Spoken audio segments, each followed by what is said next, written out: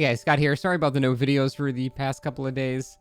My cat got kind of sick and we had to take him to the vet a bunch of times and we had to basically watch him 24/7. So Jen and I didn't get much sleep or eat or do anything for several days. So it was kind of a blur. But cat's doing significantly better now from what we can see. So that's good. Things are returning to normal. And I just want to talk about the tournament that I watched yesterday because I thought it was kind of interesting. So Hexy hosted a best of the best tournament. It was the first round. Next week will be the next round. And here's the thing: I usually watch DBD tournaments, kind of like ironically, like you'd watch a bad TV show to like make fun of it, sort of thing. And it's not because of like the tournament production itself. Well, sometimes it is in the case of the Space Esports one, but it's more because the game itself. I find like oh, I wonder if we're gonna see Spirit. Oh, I wonder if we're gonna see the same perks on everybody. Like. It's like you already know what to expect, so it's fun to make fun of. And although it was mostly Nurse Spirit Hag was the main stuff we saw. There were like one or two outliers, which was neat to see, but for the most part, it was pretty much what you would expect. Most killers are running like the exact same build, because we know what's strong, and there's nothing wrong with that. It's a tournament; you're trying to win here. But I want to talk about a couple of things first. First, I want to talk about the actual production value of the tournament. I have to just go out and say it was extremely good. It was much better than the official DBD tournament that was held by Space Esports, I think. Dowsy's a great commentator. He knew what he's talking about at all times. So it's already one up. And the UI was great. The transitions were great. They had custom music. They had live stats updating with a spreadsheet and pie charts and things listing the perks used, and they had even in the bottom left-hand corner they had you can't really see now because it's very dim. They had a hook indicator showing how many times survivors have been hooked. Why is that not in the default game? That should literally be a default game mechanic. That's so cool. So I just have to say I gotta gush a minute because the production value for this tournament was exceptional, on par with a normal professional tournament held by a company, in my opinion. So props to Hexy and the team that he hired. Very, very good. It was a pleasure to watch the actual aesthetics of the tournament. It was great. It's funny. The worst part about this tournament so far was Dead by Daylight, the actual game itself limiting a good tournament. For example, like the camera of the spectator, considering like most of the killers were Spirit. Spirit has a very wonky camera. And oh god, that was so nauseating to watch. There's nothing anyone can do about it. It's just up to the devs to fix it. But my god, the cameraman with the spectator cam is just so bad. I know with like Oni, his sword was just straight up clipping and blocking the screen a lot of the time. It was just really unpleasant in that regard to watch. Map RNG screwed over a lot of people as well, and that's another thing that's my main opposition to joining tournaments like these, is the whole map RNG thing. As soon as they add map seeding, so we can actually have seeded maps that are the same, then I would be all for joining tournaments. I think that'd be really fun. But as for now, the fact that you can have a coal tower with 8 pallets and then you can have a coal tower with 16 pallets, the second killer is worse because the survivors had twice the shit to work with. Like that's just, it'll never be fair. So you can try to approximate it and say that these players are the best, but you can never really determine how much luck fucked somebody over in a tournament like this. That's just the main reason I've been opposed to them personally. But, for the most part, you can still very clearly see a skill disparity in this tournament. And this is probably a disappointing thing that I would say about this tournament so far. There was a lot more skill disparity than I thought. Now, I understand tournament seeding. You put, the strongest against the weakest in the first round. That's just how tournaments go. So I expected to see some, fairly imbalanced matches and things like that, where some killers were stomping survivors and vice versa, because that's just how tournaments go. However, there were a lot of players in this tournament that played in such a way that makes me think that they don't really know how to play in tournaments. And I understand that there is, a tournament fear aspect. I've been in tournaments before. I've been in like For Honor and Dark Souls tournaments and stuff like that. And yeah, I play worse because I'm nervous. I completely understand that. And, I saw examples of that in this tournament too. People like, accidentally dropping a pallet, forgetting to dead hard or dead harding too early or something like that. Little like Twitch reactions like that. Completely understandable. Everyone's going to do that because it's a tournament for a lot of money and it's scary. And that's a very human thing to do, to sit here not in the tournament and say, well, I would have not made any of those mistakes is ridiculous, because of course I would have. I'd be nervous as well. However, a lot of people in this tournament made not mistakes, but just bad decisions as if they were not informed on how to play in a tournament to begin with. There were some survivors that were not even looking behind them in a chase, like a rank 12 Meg, like solo queue player. There were killers with builds that made no sense. There was an Oni with Anatophobia. There was a Plague with Spirit Fury, Noed, no Enduring.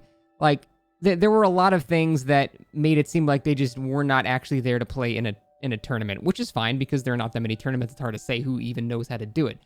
But that's probably one of the things I was most disappointed with was the drastic skill disparity in a lot of these games.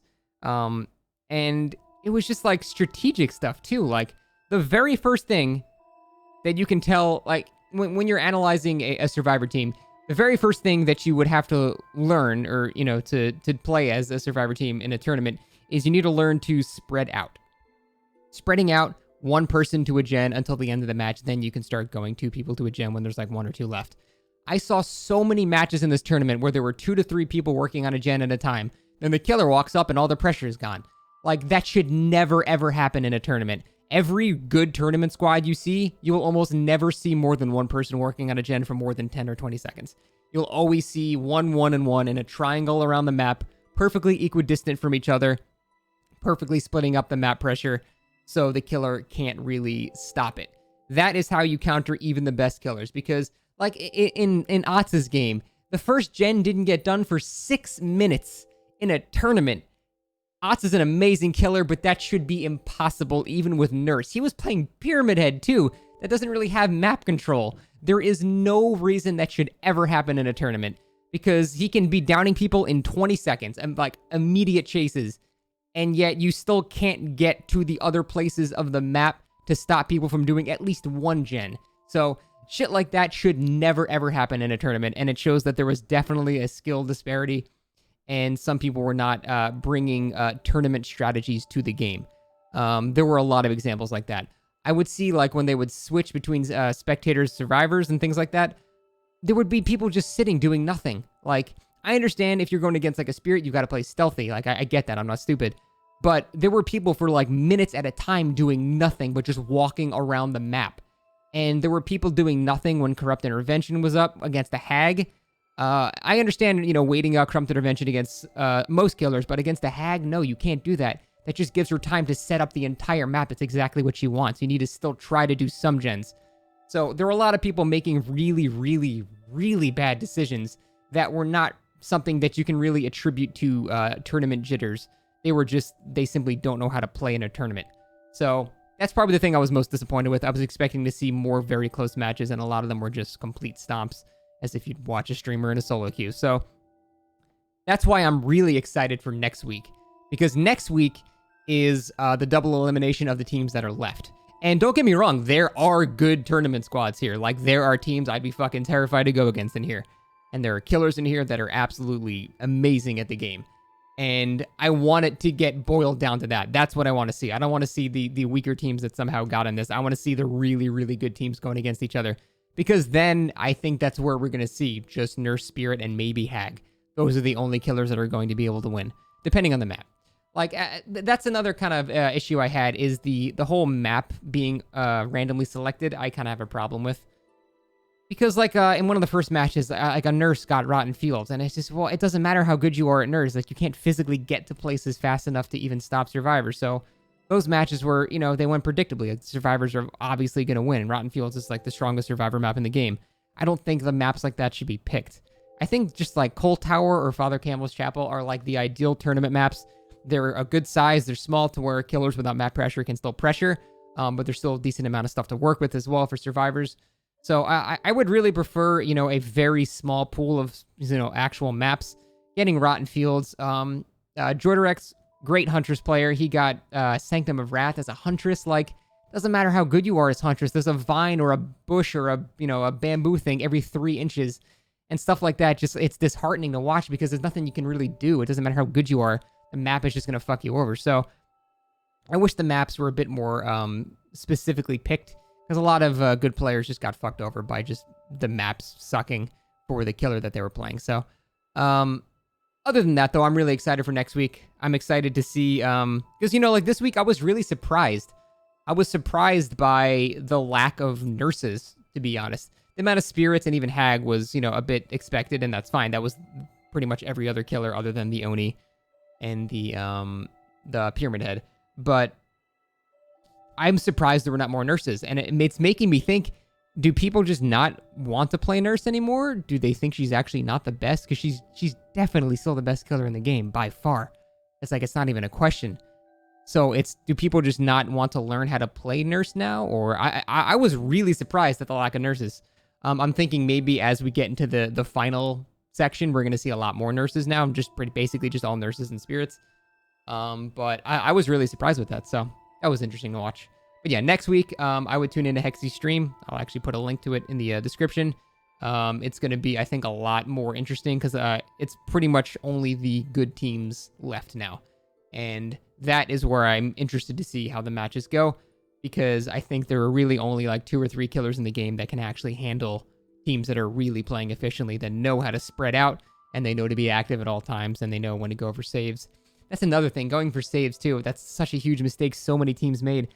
I saw so many games where like 2 or 3 survivors were going to save the guy on the hook as if they weren't on Discord. Like, that's a solo queue mistake. Sure, you don't have any communication. They don't have kindred. You can't tell everyone else is going to save. But these are supposed to be teams with 4 people on Discord that were sending 3 people to save a guy on a hook.